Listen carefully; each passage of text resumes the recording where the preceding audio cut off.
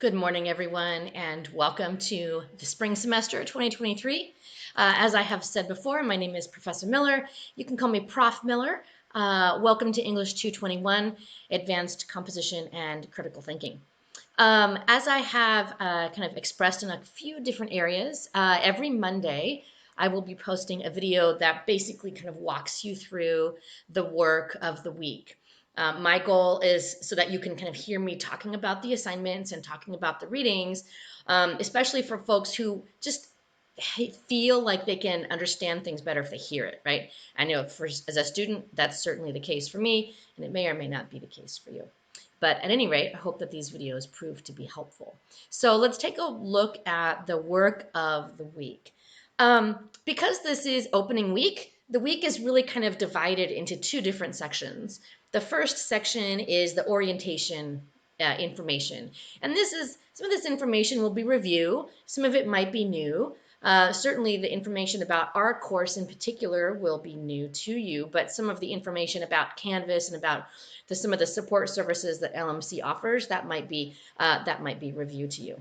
The second part of the course material for this week is really a diving into or kind of an introduction of advanced comp and critical thinking and some of the work that we're going to be doing in this class. So this is our modules, our module for the week. I would encourage you to always be working through the modules. Not everything that I assign appears on the to-do list. Not all of it appears on the calendar and the dashboard. And you really do need to be working through the modules. If you're only working off of the to-do list, you're going to be missing about 90% of the class. And so you just want to make it a habit of working through the modules. On my end, I will always post a planning page so that you can get a sense of what the work is for each upcoming week. And I will always be moving the current module at the top of the list. And that's also so that way, if you're accessing the course via your phone, then you don't have to keep scrolling down for where we're at in the modules. The current module will always be at the top. So as far as the orientation goes this week, information about how best to contact me, including student hours and when I'm available, the layout of our class. There's a little video here that will kind of walk you through some of the highlights and things that I do differently in this class, just in terms of where the information is coming from. The Student Support Hub, you'll find that information right here at the Mustang on the left side. But there's information here about like what is in the Support Hub and why might I want to go there. This class does require Google Docs, so we will be talking a little bit here about why that's required, what you can expect, and some tutorials if you are not familiar with using Google Docs. Basics to Canvas, if you're here, you know how to log in, you know how to access your class, but you may not know some of the other minutiae that we're going to be tapping into in Canvas. So this page will have some information for you. If you're an online student, then you know how to be nice online, but there's just some reminders here for you. These last two pages I think are really important, and they really are kind of pivotal to how I approach instruction in general and how I think about our interactions in class, and that is this charter for compassion. So please do read that. And then I always include advice from last semester's students. At the end of this semester, you'll have an opportunity to give advice moving forward for the next group of students. Here's the advice that last semester's students are giving to you. So this is kind of the orientation piece of the work for this week. Again, no activities per se, other than to kind of read through these pages and just kind of to get a handle on the class and my approach in the class overall. Then we move into the activities. Keep in mind that the information on the syllabus about timing and about when things are due, the due date, the until date, the grace period, you want to make sure that you're really understanding what I'm asking in the syllabus about that. So you have your discussion, which is basically just like an introduce yourself, tell me a little bit about who you are. I'm especially interested in when you are planning on either graduating or transferring, and what your major is, right? That's just helpful for me to know. You have a syllabus reflection, which because there are some key policies that are really different in my class, it's really important that I know, that you know, what the syllabus is all about, and again, kind of what my overall approach is as an instructor. And then we're going to shift a little bit into kind of the introduction of some writing principles. I'm asking you to read a couple of different articles, some of which you've already read. You may have already read Shitty First Drafts by Annie Lamott. You may have already read Perfectionism. You may have read some of these already. And if you have, that's great. I will ask you to read them again. They're very short. They're only about a page, page and a half, maybe each of the 3 articles. But what I'm asking you to think about this time is kind of given those articles, who are you as a writer? Do you see yourself in those articles?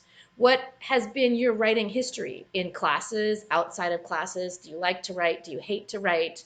Is it something that you enjoy? Is it something that you fear? You know, English 221 tends to be a class that a lot of people wait until the very end of the semester to take.